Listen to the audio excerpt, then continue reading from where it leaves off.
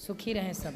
राधे राधे गुरुजी। हाँ जी, आपको चरणों में कोटि कोटि प्रणाम। खुश रहिए। बोले लड्डू गोपाल को किस टाइम सुला सकते हैं? आप कितने बजे सोते हैं?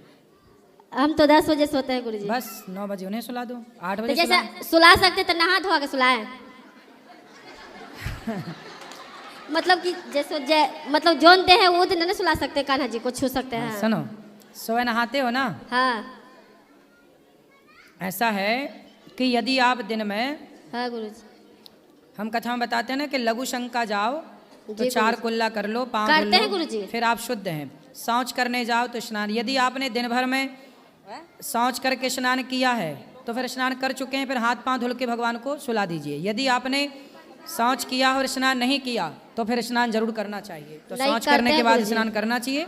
और आप यदि ये नियम फॉलो करते हैं जी, तो शाम सब- को केवल हाथ पांव धुल के ही भगवान को सुला दिया गुरु करिए। दीक्षा लिए हैं, गुरु सब नियम पालन करते हैं। फिर आपको शाम को हाथ पांव धुल के ही भगवान को सुला देना चाहिए। गुरु जी आपको जैसा कोई कथावाचक नहीं है, आपको जैसे इतना आवाज अच्छा है ना कि मत पूछिए। आपको जैसा किसी की आवाज नहीं है, हैं? आपको जैसा किसी की आवाज नहीं है।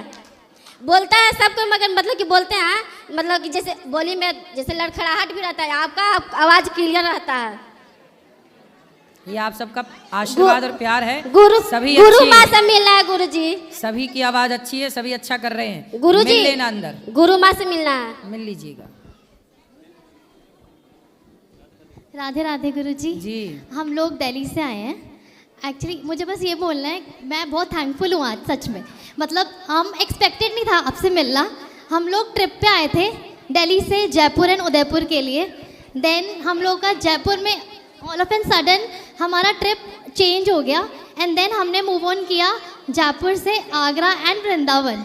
एंड जब हमने वृंदावन में अपनी गाड़ी लगाई तो उसके बाद हमने एक्चुअली सीधा आपके यहाँ पर ही लगाई।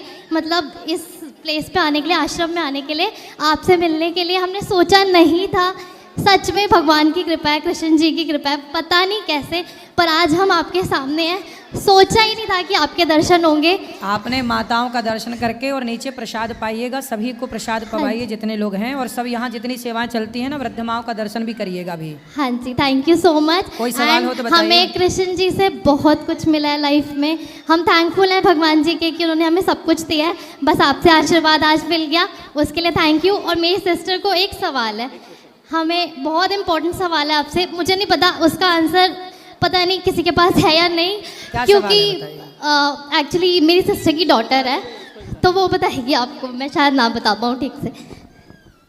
राधे राधे गुरुजी। हम्म, मैं बहुत खुश हूँ आपसे बात करके और मैं बहुत एक्साइटेड थी। एक्चुअली मेरी बेटी है।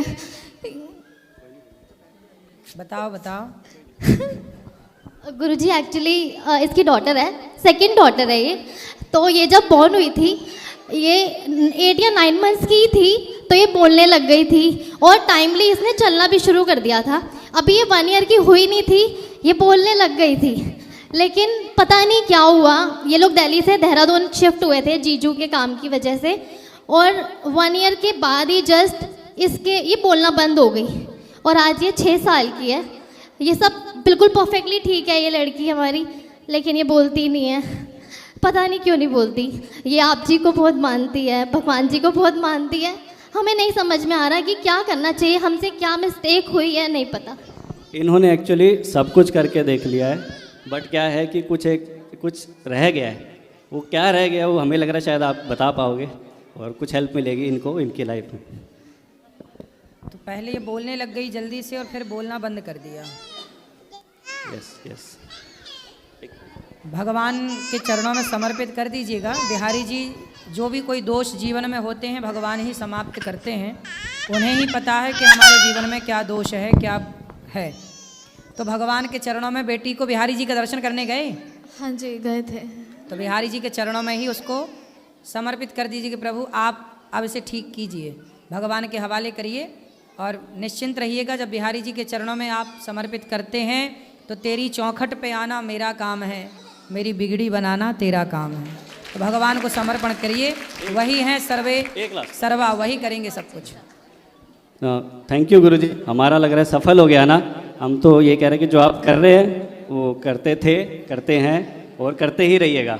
यही हम चाहते हैं आपसे, जब तक आप हो आपके बाद जो भी होगा वो इसी को कंटिन्यू रखें, ताकि हज़ारों करोड़ों अरबों लोगों को खाना, जगह, रहना, ठंड में सब कुछ मिलता है। Thank you. खुश रहिए। गुरुजी मेरी बड़ी बेटी है ये, एक बार बात करेगी। राधे राधे गुरुजी। मेरा एक सवाल था कि जब श्री कृष्ण खुद ताकतवर थे इतने, तो उन्होंने भीम से जरासंध को क्यों मरवाया था? क्योंकि भीम ने कृष्ण से युद्ध करने के लिए मना कर दिया था, बोले मैं आपसे युद्ध नहीं करूंगा। और योद्धा तब तक युद्ध नहीं करता जब तक सामने वाला योद्धा युद्ध करने के लिए, आप हमसे लड़ने को तैयार ही नहीं है तो हम कैसे लड़ें भाई? ज़बरदस्ती नहीं होती ना, युद्ध होता है धर्म युद्ध, तो धर्म युद्ध में ज़बरदस्ती नहीं होती।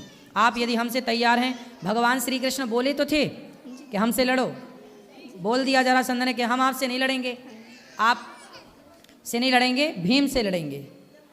हाँ, तो 17 बार भगवान ने हराया था उसको, एक बार भगवान 18वीं बार मैदान छोड़ के भाग गए। जी रणछोड़दास। तो जरासंध को लगा कि आप तो हमसे हार गए हो, अब वो हार गए हो, मैं जीता हूँ, तब मैं ये जीत अपनी बरकरार रखना चाहता हूँ। भाई फिर से लड़ा, कहीं आप हरा दिए तो फिर मैं हार जाऊंगा। अभी कम से कम ये है कि मैं आपसे जीता हूँ, तो अब मैं आपसे नहीं लड़ूंगा, आपको तो मैं हरा चुका हूँ, आपसे क्या लड़ूँ, ये भीम से लड़ूंगा। तो उन्होंने युद्ध भगवान से किया ही नहीं था, इसलिए भगवान ने नहीं लड़े। Thank you.